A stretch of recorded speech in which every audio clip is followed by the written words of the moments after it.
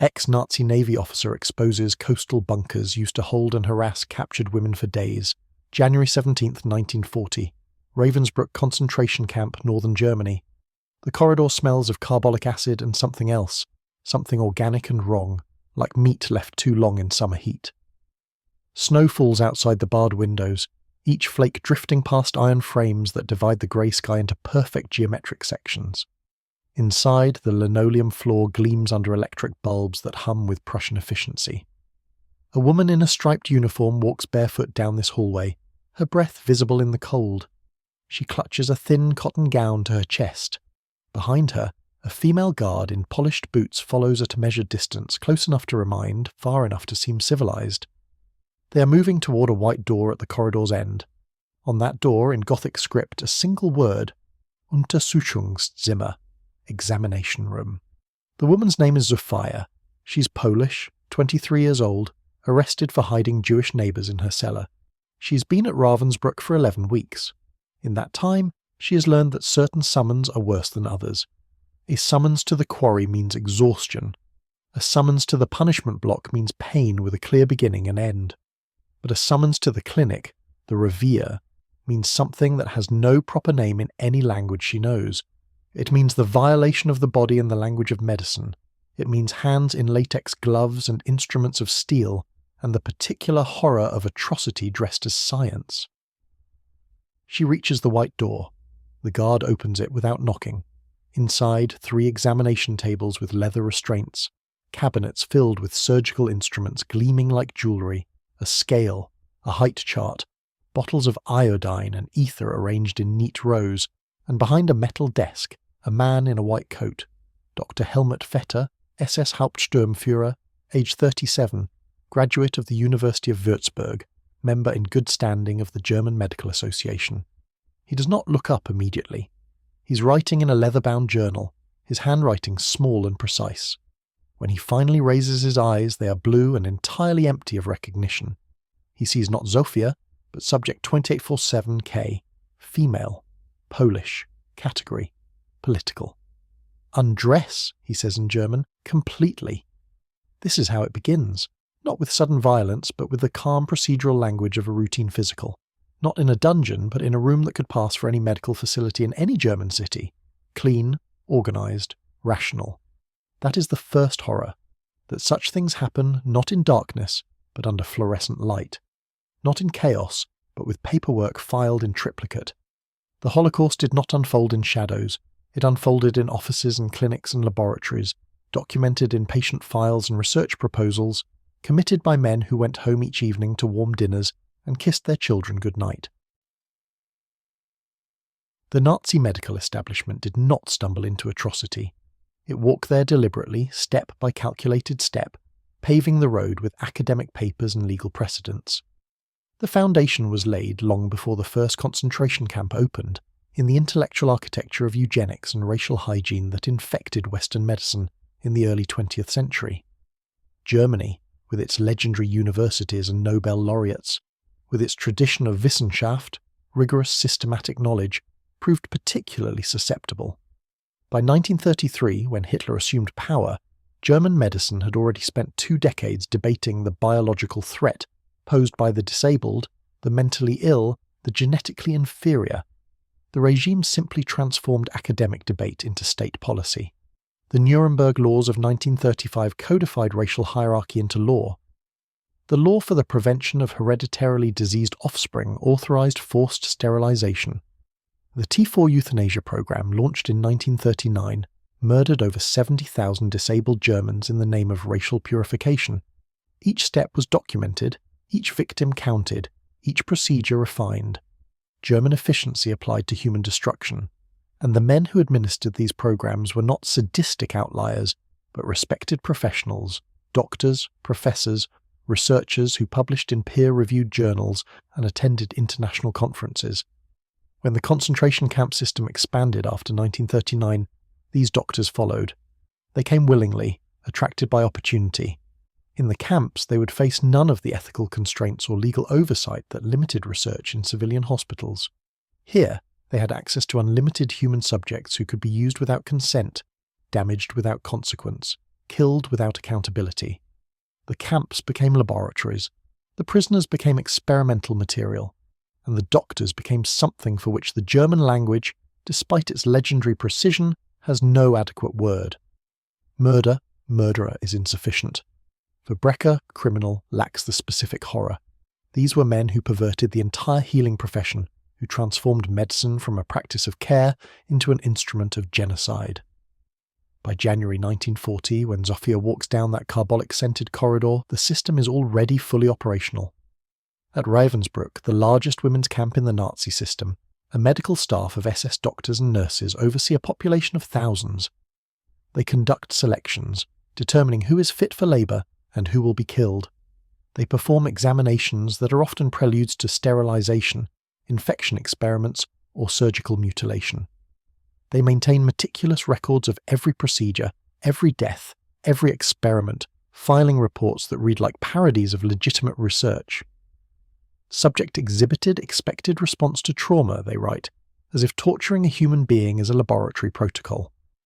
And before each atrocity, there is a room, a waiting room, an examination room, a preparation room, spaces designed to obscure what is about to happen, to wrap horror in the language of routine medical care.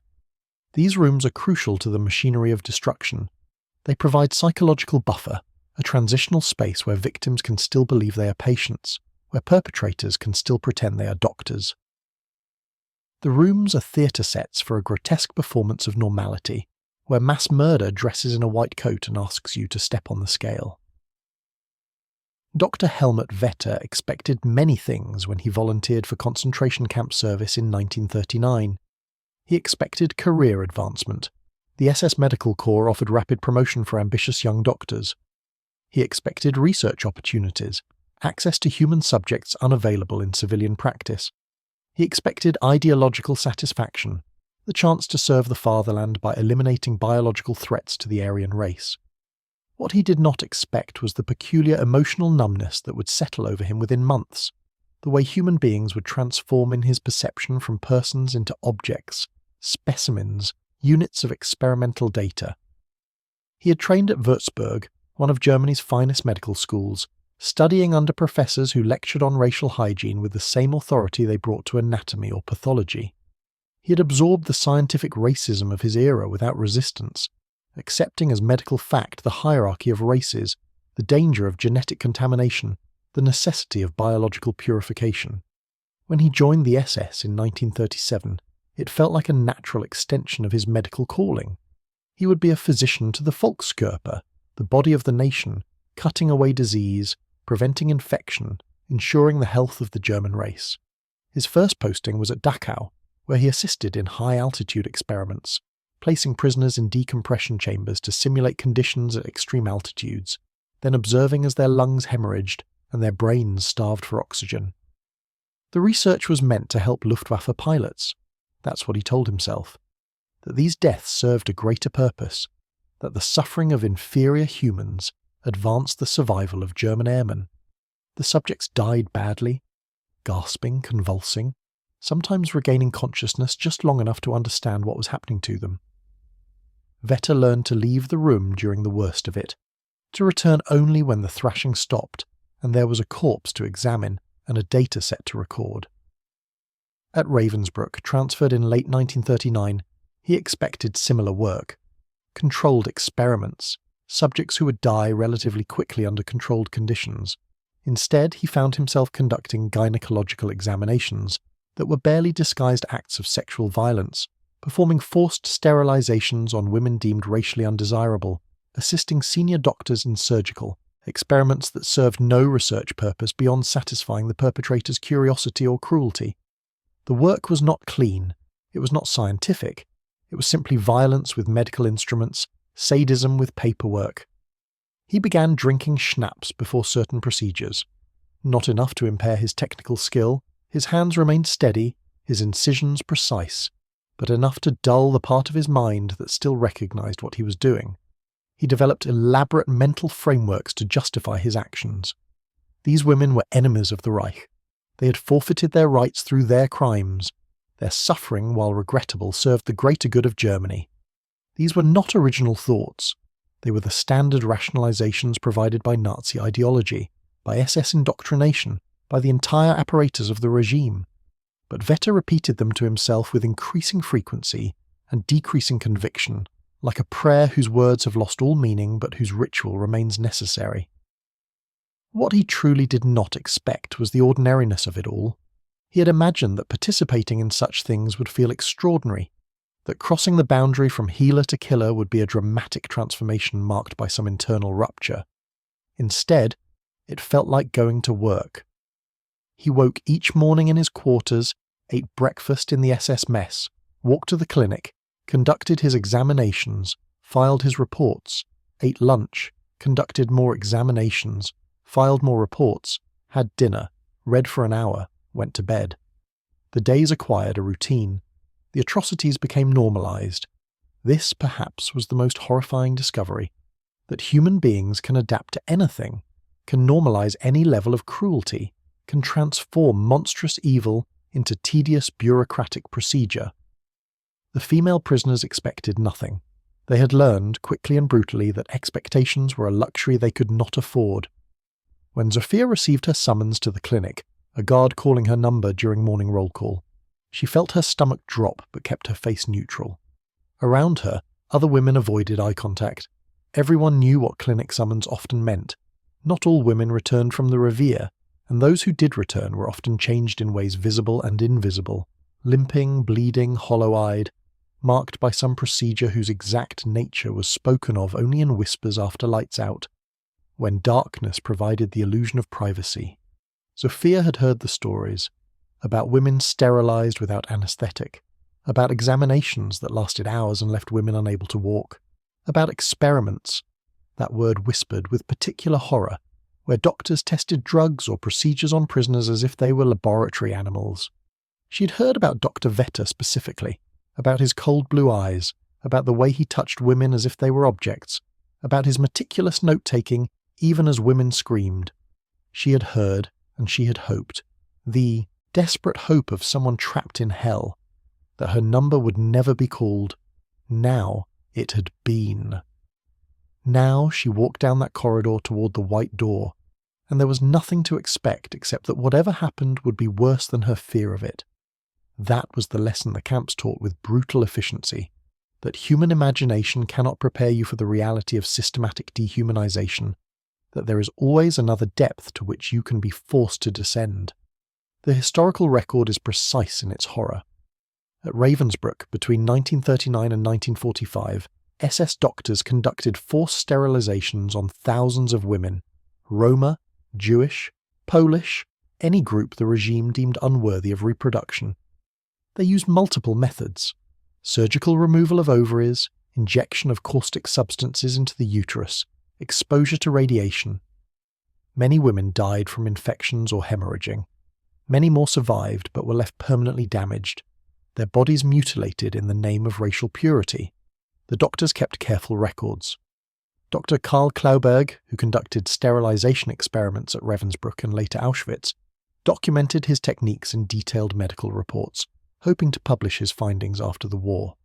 He developed a method of sterilization through chemical injection that required only a single procedure and no surgical incision, a technique he believed would allow the Reich to sterilize millions of undesirables cheaply and efficiently.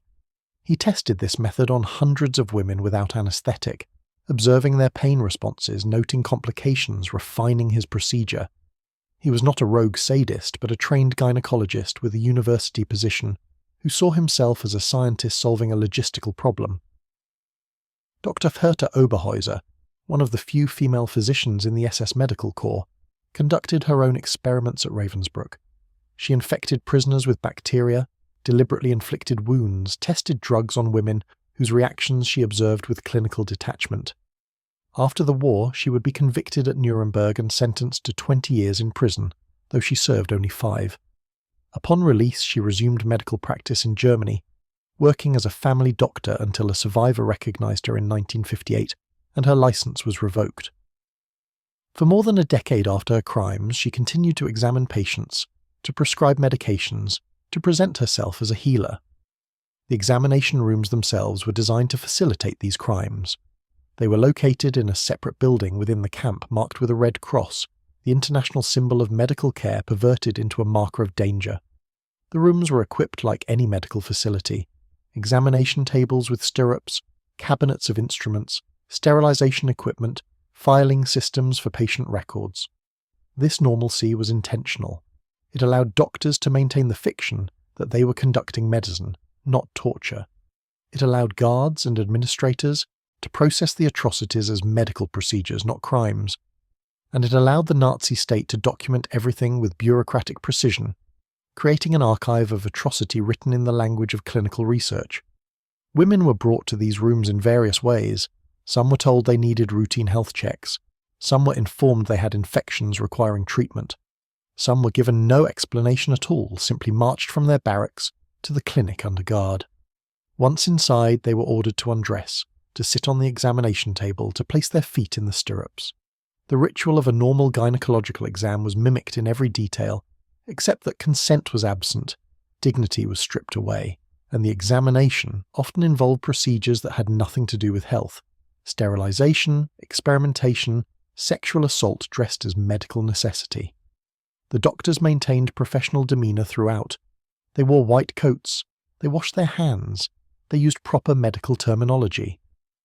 Dr. Vetter, examining Zofia in January 1940, would have spoken in the calm, authoritative tone of a physician conducting a routine exam.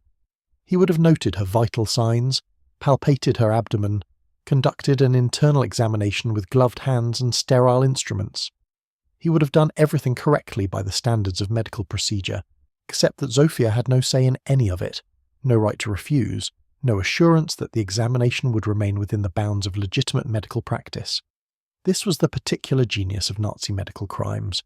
They occurred within the framework of normal medicine, using the tools and language and procedures of legitimate healthcare, but emptied entirely of the ethical foundation that makes medicine a healing profession.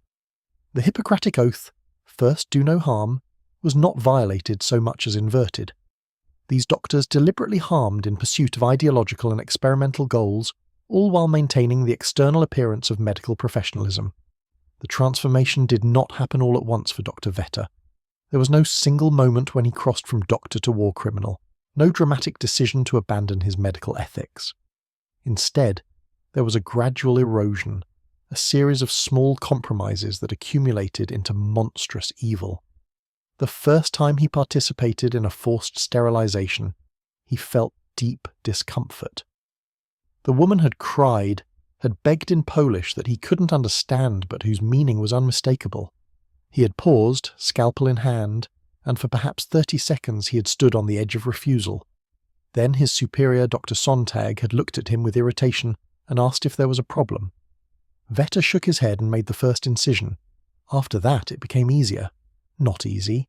He still drank before certain procedures, still avoided thinking too carefully about what he was doing, but easier. He developed techniques of emotional distancing. He focused on the technical aspects of the work, the precise placement of instruments, the correct dosage of medications. He stopped learning the women's names, referred to them only by prisoner numbers. He stopped looking at their faces during procedures, kept his eyes on the surgical field.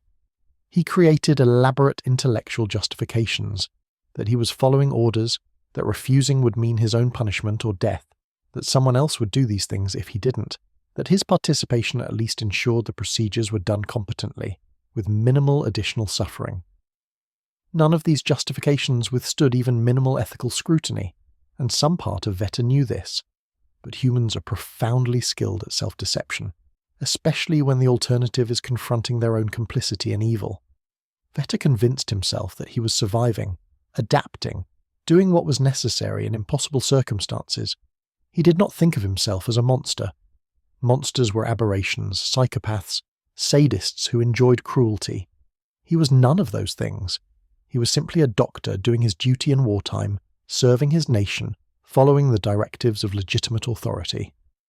This belief system, this elaborate scaffold of rationalization, began to crack in the spring of 1943.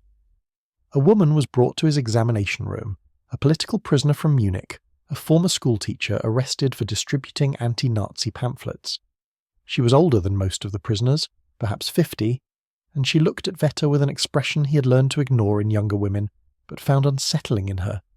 Not fear, but profound sadness. When he ordered her to undress for a routine examination, she complied without resistance, but said quietly in German, "You are someone's son. You are someone's son. How did you become this?" The question lodged in him like shrapnel. He completed the examination. It was routine, no experiment or sterilization scheduled that day, and filed his report. But the woman's words returned to him in quiet moments. How did you become this? He had been raised by loving parents in Stuttgart. His father was a pharmacist, his mother a teacher. They had instilled in him respect for education, reverence for science, compassion for the suffering. They had been proud when he entered medical school, had attended his graduation, had toasted his future as a healer. What would they think if they knew what he did in this place? He told himself they would understand, that they would recognize he had no choice, that they would be proud he served Germany even in these difficult circumstances. But he was no longer certain he believed his own story. By 1944, as Germany's military situation deteriorated and rumours of Soviet advances reached even the isolated world of Ravensbrück, Vetter began to worry about the future. What would happen when the war ended? What would the Allies do with people like him? The Nazi leadership assured them that Germany would triumph, that the camps would be emptied and the prisoners eliminated before any liberating army arrived. But Vetter was trained in observation and data analysis, and the data suggested Germany was losing, which meant someone would eventually come to Ravensbrück, would open the files, would read the clinical reports he had written in his precise handwriting. He began subtly altering his documentation, making his procedures sound more medical and less experimental. He started refusing certain orders when he could do so without obvious insubordination, claiming lack of necessary equipment, suggesting delays, performing examinations without the additional brutalities his superiors sometimes demanded. These were not acts of courage or redemption. They were the calculations of a guilty man beginning to fear judgment. He was not transforming back into a healer.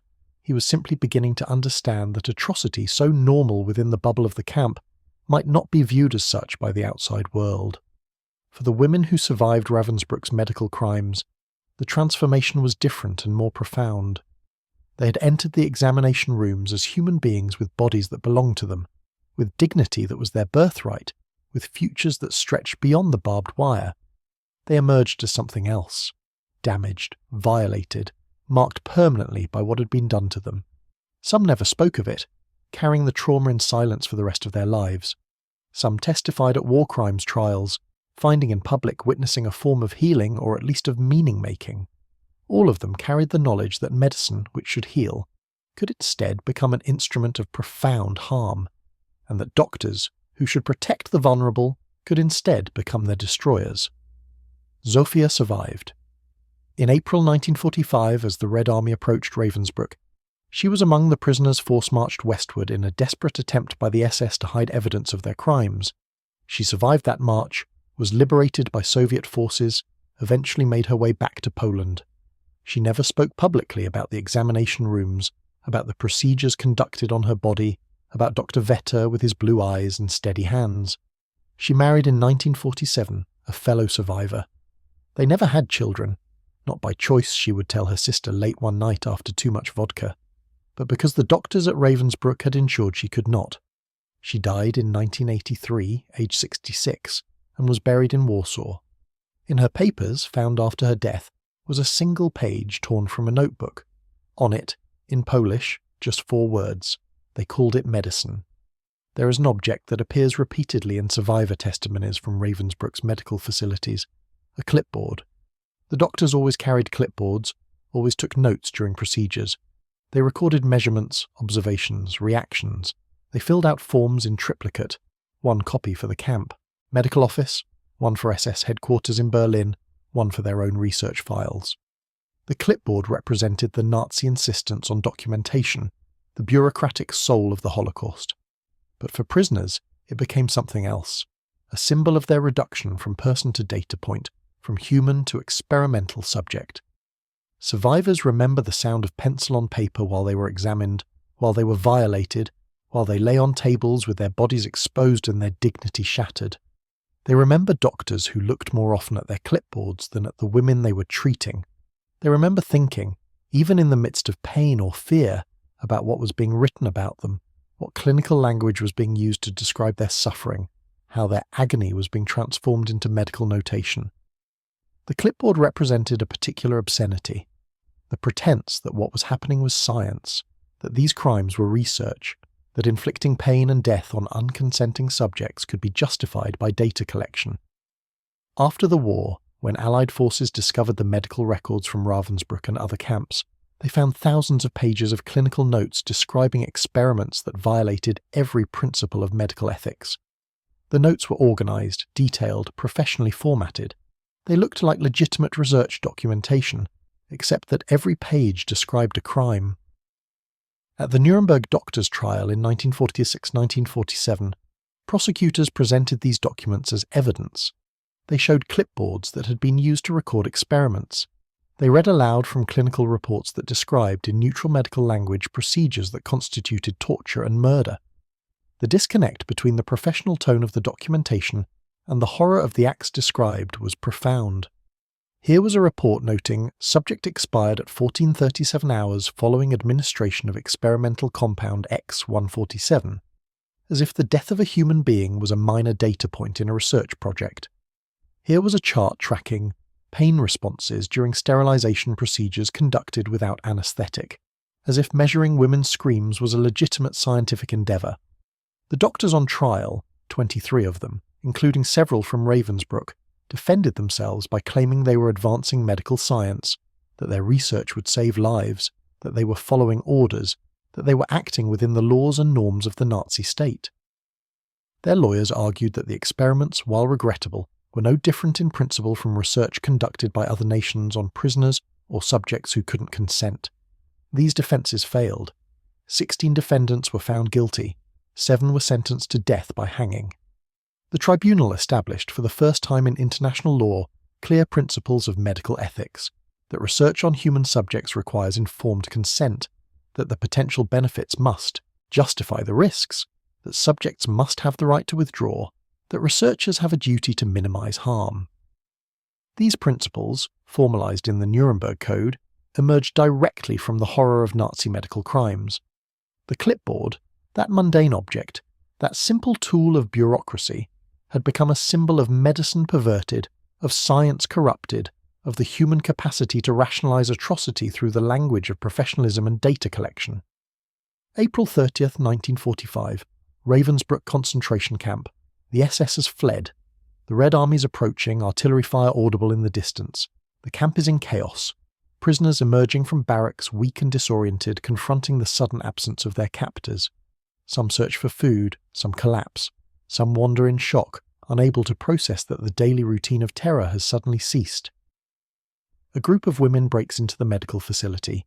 They move room to room, seeing for the first time the spaces that some of them were brought to blindly, under guard, never seeing more than the corridor and the examination room where they were held. They find the offices where records were kept. They find cabinets filled with instruments. They find the examination rooms with their tables and stirrups, and the smells of disinfectant failing to mask something darker.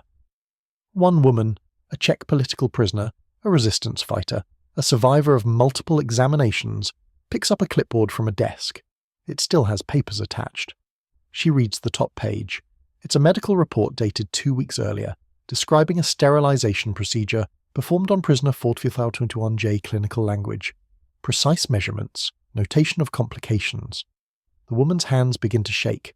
She carries the clipboard outside and throws it on a pile of documents that other prisoners are building in the camp square. Someone produces matches. The pile ignites. They burn everything they can find. Records, reports, files, documents. The smoke rises black and thick into the spring sky. It is not enough. Will never be enough. Cannot undo what was done. But it is something. A refusal to let the perpetrator's documentation stand as the only record. A rejection of the clinical language that dressed horror in professional terminology. The women watch the papers burn, and in the destruction of those documents there is a kind of power reclaimed, a small assertion of humanity against the machinery of dehumanization that tried to reduce them to numbers and data points and experimental subjects. But not all the records burn. the SS, anticipating liberation, had already transferred many documents to Berlin. Allied forces sweeping through Germany would discover vast archives in various locations, bunkers, office buildings, abandoned headquarters. The paper trail of Nazi medical crimes survived, became evidence, testimony, historical record. The meticulous documentation that the perpetrators believed proved their scientific legitimacy instead became the unambiguous evidence of their guilt. Dr. Helmut Vetter fled Ravensbrück in late April 1945 as Soviet forces approached. He discarded his SS uniform, obtained civilian clothes, and attempted to disappear into the chaos of collapsing Germany. He was arrested by British forces in August 1945, identified through the tattoo all SS members bore beneath their left arm, their blood type, a mark that would allow them to receive rapid transfusions if wounded, now became the brand that identified them as members of the organisation that perpetrated genocide.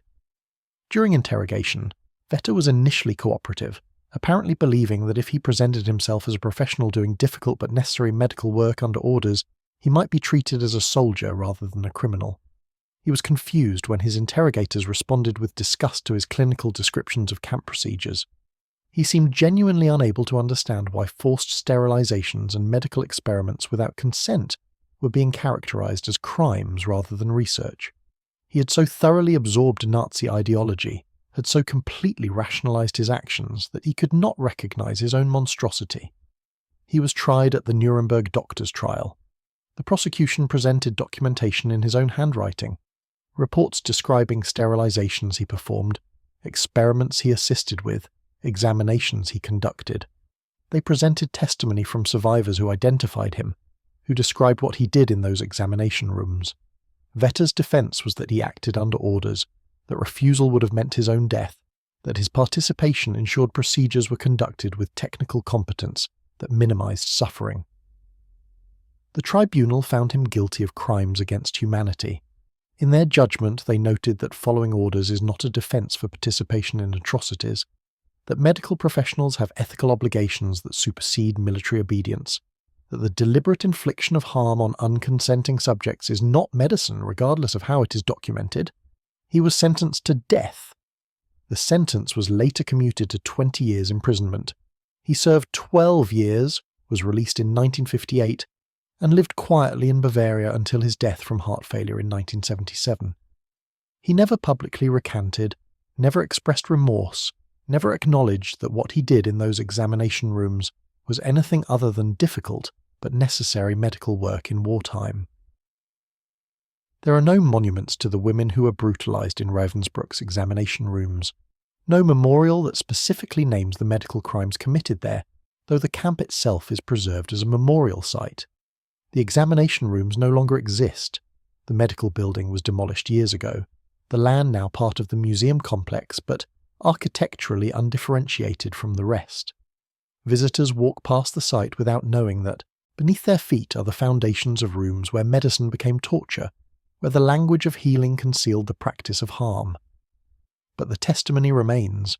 Survivors left their voices in trial transcripts, in oral history archives, in memoirs written decades after liberation. They spoke, despite trauma and shame and the difficulty of putting unspeakable experiences into words, because they understood that silence would allow the perpetrator's version of events, clinical, rationalized, documented in professional medical language, to become the only record. They spoke so that the world would know that those examination rooms were not sites of medicine but of violation, that those white-coated doctors were not healers but criminals, that the Holocaust was perpetrated not just by soldiers and guards, but by professionals who should have known better, who did know better, who chose atrocity anyway. Zofia's sister, interviewed by a Polish oral history project in 1979, 2 years before Zofia's death, said this. She never fully spoke of what happened in that place, but once, when there was news about a doctor somewhere who had been discovered to be one of them, one of the camp doctors, she said to me, "They called it medicine." That was all. She said nothing more, but I understood. They dressed horror in white coats and made victims undress for it, and called it examination and treatment and care. They took the language of healing and made it a language of harm, and they got away with it, most of them. They walked away and resumed their lives and practiced medicine, and went on, as if they had not done these things. That is what she could not forgive, not just what they did, but that they were never made to see it as the crime it was. This is the final cruelty, that most of the doctors who participated in Nazi medical crimes were never punished, never even identified. Of the thousands of physicians who served in the camp system, who participated in selections, who conducted forced sterilizations and medical experiments and atrocities disguised as healthcare, only a small fraction were ever brought to trial. Most melted back into civilian life after 1945, resumed medical practice, grew old in comfort and respectability. Some were eventually discovered and prosecuted. Dr. Oberhäuser in 1958, Dr. Josef Mengele hunted until his death in 1979. Others found and tried in scattered proceedings through the 1960s and 1970s. But most were never held accountable. They kept their secrets, or they shared them only with fellow veterans who understood, or they rationalized them into stories of survival and duty. They did not see themselves as criminals, and often died without ever accepting that they were.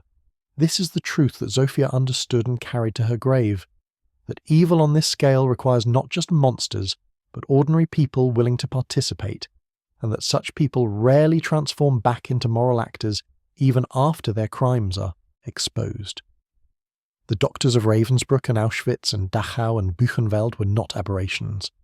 They were products of a system that convinced educated professionals that some humans were less human than others, that ideology could justify atrocity, that the state's goals superseded individual rights, that medicine could be practiced without ethics. And after that system collapsed, those same professionals largely continued believing they had done nothing wrong, that they were victims of a historical misunderstanding, that their actions, documented in their own clinical reports, were defensible. There is a question that haunts the history of Nazi medical crimes, a question that survivors asked and that historians still struggle to answer satisfactorily. How?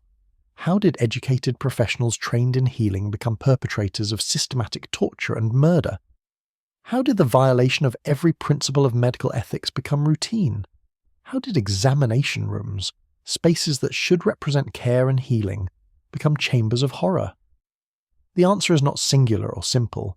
It involves ideology that convinced doctors that some lives were not worth living, that some people were biologically inferior, that the health of the folk justified any individual suffering. It involves a bureaucratic system that fragmented responsibility, that allowed each participant to see themselves as just following orders, just doing their small part, just filling out paperwork or conducting examinations while someone else made the real decisions. It involves the human capacity for rationalization, for normalizing the abnormal, for adjusting to circumstances that should be unthinkable. But beneath all of this is a deeper truth, that the structures meant to protect human dignity, professional ethics, legal systems, institutional oversight, are fragile. They function only as long as people choose to uphold them. When ideology declares that some humans are not fully human, when authority figures order violations of ethics, when collective action creates an environment where atrocity becomes routine, those structures crumble. The doctors at Ravensbrück were not forced to commit crimes at gunpoint. They chose to participate step by step, compromise by compromise, until they were so deep in complicity that they could no longer recognize the boundary they had crossed. The examination rooms where these crimes occurred have been demolished, but their legacy persists. Modern medical ethics, informed consent, the right to refuse treatment, the absolute prohibition on experimentation without consent, emerged directly from the exposure of Nazi medical crimes. The Nuremberg Code, the Declaration of Helsinki, the Bellman Report. These foundational documents of research ethics exist because the Holocaust revealed what happens when medicine operates without ethical constraints.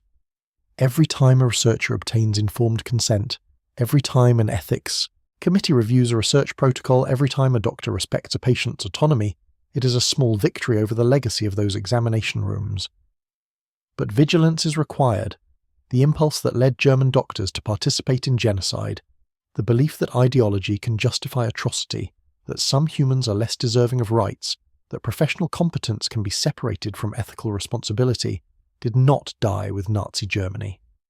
It persists wherever medicine is practiced without patient consent, wherever vulnerable populations are used as research subjects without protection, Wherever professional authority is used to control rather than heal, the examination rooms of Ravensbrück are gone, but the possibility they represent, that spaces of healing can become spaces of harm, remains as long as we forget that medicine divorced from ethics is not medicine at all. Zofia understood this, in her silence, in her refusal to speak of what was done to her, in those 4 words written on a page and discovered after her death. They called it medicine. She left a testimony more powerful than any clinical report.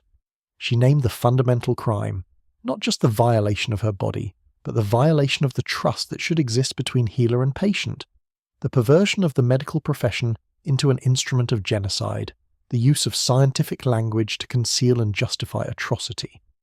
The women who walked down those corridors, who entered those examination rooms, who placed their feet in stirrups and their bodies in the hands of doctors who saw them as objects, these women were not abstractions or statistics. They were humans with names and histories and futures that were stolen from them. They were Zofia and Maria and Anna, and thousands of others whose names appear only in the perpetrator's documentation, reduced to prisoner numbers and data points. They deserved care and received violation. They deserved healing and received harm. They deserved the protection of medicine and instead became its victims. This is what must be remembered. Not just that these crimes occurred, but that they occurred within the structure of organized medicine, committed by trained professionals, documented in clinical language, presented as science. The Holocaust was not an interruption of modernity, but a product of it, of industrial efficiency, bureaucratic organization, scientific rationalization applied to mass murder. And the medical crimes were not peripheral to this project, but central, both practically and symbolically. They represented the ultimate perversion of the healing professions, the transformation of doctors from protectors of life into agents of death. In the end, the examination rooms of Ravensbrück were not exceptional spaces of horror, but concentrated expressions of a broader truth. That atrocity on a massive scale requires the participation of ordinary professionals willing to set aside their ethics in service of ideology. The doctors who worked in those rooms were not monsters born to cruelty. They were men and women trained to heal who chose, step by step, to harm instead. That choice, and the system that made it possible, is what must be remembered and resisted in every generation, in every place where human dignity is threatened and professional ethics are tested. The rooms are gone, the documentation survives, the testimony remains, and the question persists, as urgent now as in 1945. How do we ensure that medicine always heals, that doctors always protect, that the spaces where we are most vulnerable are always spaces of care?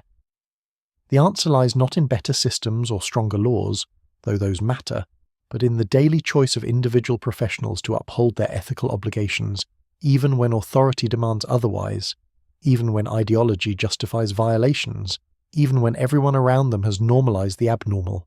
The women of Ravensbrück, walking barefoot down carbolic-scented corridors toward white doors that opened onto horror, deserved doctors who would refuse to harm them. They deserved a medical profession that would protect them even from the state. They deserved ethics strong enough to resist ideology. They received none of these things. In their memory, we must ensure that such failures never occur again, that the words medical examination never again conceal violation, that white coats never again disguise the perpetrators of atrocity. They called it medicine. 4 words, a testimony, an accusation, a warning that echoes across decades, reminding us that the capacity for such evil is not buried in history but remains latent wherever human dignity is devalued and professional ethics are compromised. The examination rooms of Ravensbrück were demolished, but their lesson is eternal, that medicine without ethics is not healing but harm, and that the vigilance required to prevent such horrors is not occasional but constant, not historical but present, not collective but individual, a choice made every day by every professional who holds another's life in their hands.